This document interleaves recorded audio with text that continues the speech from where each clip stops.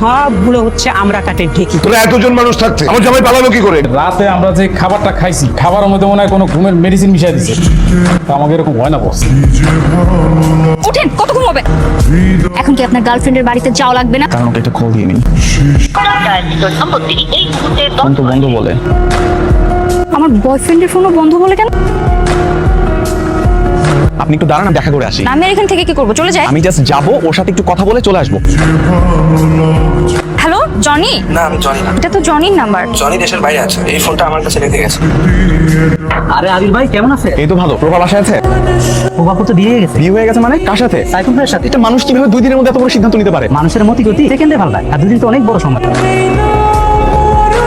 দেখা হলো আপনার গার্লফ্রেন্ডের সাথে? হ্যাঁ হয়েছে তো। তাহলে আমাদের তো দুজনের আর দরকার নেই, তাহলে আমি আসি। গতকালকে কোথায় গিয়েছিলি তুই? বান্ধবীর বাসায় গিয়েছিলাম।